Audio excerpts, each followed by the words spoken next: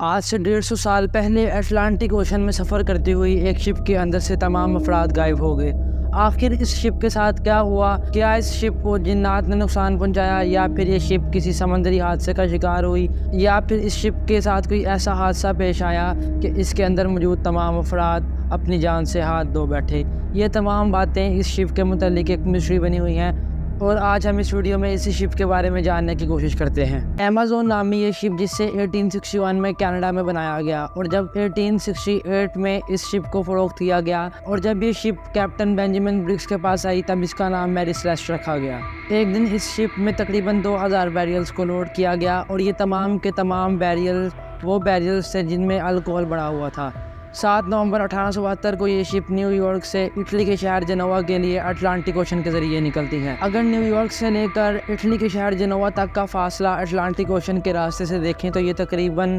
7000 kilometre से 8000 kilometre तक का सफ़र बनता है।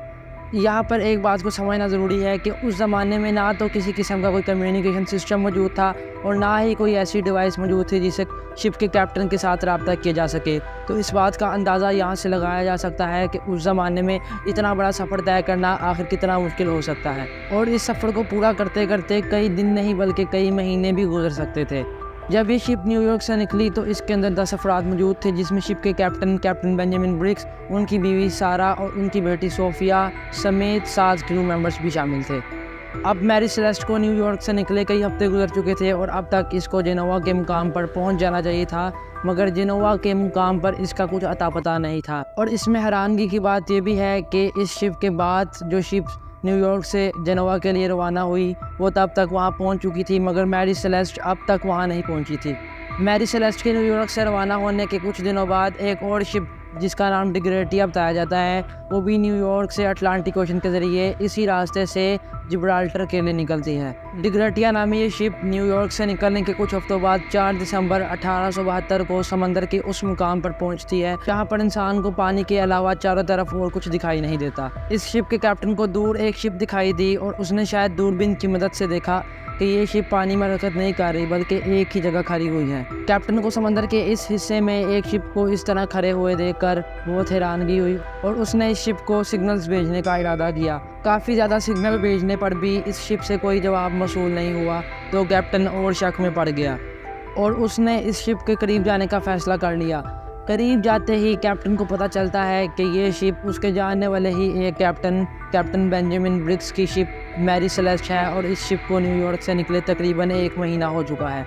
क्योंकि ये शिप बिल्कुल खामोश पानी में खड़ी हुई थी और इसमें किसी किस्म की कोई हरकत नहीं थी तो डिग्रेटिया के कैप्टन ने यह फैसला किया कि वो अपने क्रू मेंबर्स को इस शिप के अंदर भेजेंगे। जब उन्होंने अपने क्रू मेंबर्स को इस शिप में भेजा तो वो सब ये देखकर हैरान रह गए कि इस शिप में कोई भी इंसान मौजूद ना था और वो 10 लोग जो न्यूयॉर्क से इस शिप के साथ निकले थे उनमें से एक भी मौजूद ना था। आखिर वो 10 लोग कहाँ गायब हो गए? ये सवाल आज तक इस शिप के बारे में एक बहुत बड़ी मिस्ट्री बनी हुई है और इसी सवाल ने डिग्रेटिया के कैप्टन को भी सोच में डाल दिया। पहले तो डिग्रेटिया के कैप्टन को लगा कि शायद मैरी सेलेस्ट किसी हादसे का शिकार हुई हो, लेकिन जब उन्होंने इस शिप का जायज़ा लिया तो उन्हें पता चला कि ये शिप तो बिल्कुल सही सलामत मौजूद थी और मैरी सेलेस्ट के कैप्टन और इनके साथ मौजूद बाकी तमाम अफराद का सामान भी बिल्कुल अपनी जगह पर सही सलामत मौजूद था और वो सारा कार्गो जो वो अपने साथ लेकर न्यूयॉर्क से निकले थे वो भी बिल्कुल सही सलामत मौजूद था। इससे ये बात तो जाहिर होगी कि मैरी सेलेस्ट किसी हादसे का शिकार नहीं हुई थी। जब भी बहरी जहाज़ को समंदर में सफ़र के लिए उतारा जाता है तो इसमें एक लाइफ बोट का एरिया होता है जिसमें हंगामी तौर पर अपनी जान बचाने के लिए बोट रखी जाती है।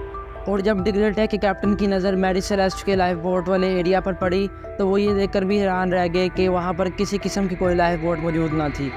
और ये सब देखकर डिग्रेटिया के कैप्टन ने सोचा कि शायद समुद्री तूफ़ान की वजह से और मौसमी ख़राबी के ख़तरे की वजह से इस शिप के कैप्टन और इनके साथ मौजूद तमाम अफराद लाइफ बोट के ज़रिए अपनी जान बचा कर चले गए हैं। लेकिन ये बात भी अब तक साबित नहीं हुई थी कि आखिर इस शिप के साथ हुआ क्या है। इंटरनेशनल सैल्वेज लॉ के मुताबिक अगर कोई किसी शिप को रेस्क्यू करेगा तो उसे उस शिप की वैल्यू के मुताबिक रिवार्ड दिया जाएगा। लिहाजा इसी बात को मद्देनज़र रखते हुए डिग्रेटिया के कैप्टन मैरी सेलेस्ट को अपने साथ जिब्राल्टर तक ले गए। वहाँ पर कोर्ट ने इस शिप पर बहुत सी इन्वेस्टिगेशन की मगर बहुत कोशिश के बाद भी उन्हें कोई सुराग ना मिल सका और इस वाक़े के बाद से ही लोगों ने इस शिप के मुतालिक बहुत सी बातें बनाना शुरू कर दी, जैसे शायद समंदरी मखलूक ने इस शिप में मौजूद अफराद को नुकसान पहुँचाया या फिर हवाई बलाएँ इन अफराद को अपने साथ ले गईं। इस वाक़ये से पहले भी मैरी सेलेस्ट के साथ काफ़ी छोटे छोटे वाक़यात पेश आते रहे और इस वजह से इसके मुतालिक ये बात भी मशहूर हुई कि शायद मैरी सेलेस्ट में जिन्नात का बसेरा है। और इस वाक़ये के बाद से ही मैरी सेलेस्ट को घोस्ट शिप भी कहा जाने लगा। इस शिप में मौजूद अफराद के गायब होने के मुतालिक बहुत सी थ्योरीज़ भी बताई जाती हैं, जिसमें से एक थ्योरी ये भी है कि शायद डिग्नेटिया के कैप्टन ने रिवार्ड की खातिर लालच में आकर इस शिप में मौजूद तमाम अफराद को कत्ल कर दिया हो, लेकिन ये बात भी साबित ना हो सकी क्योंकि मैरी सेलेस्ट में खून खराबे के कोई आसार ज़ाहिर नहीं हो रहे थे।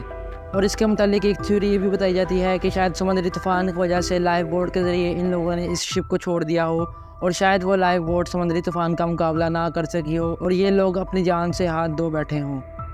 ये सब तो लोगों की बनाई हुई बातें और वो थ्योरीज थी जो लोग कहते हैं, मगर हकीकत में इस शिप के साथ क्या वाक़या पेश आया ये आज तक कोई नहीं जान सका और ना ही इस शिप के साथ पेश आने वाले वाक़ये के मुतालिक कोई सबूत भी मिल सका। अगर आपको ये वीडियो पसंद आई हो तो चैनल को सब्सक्राइब और वीडियो को लाइक लाजमी कीजिएगा। अल्लाह हाफिज़।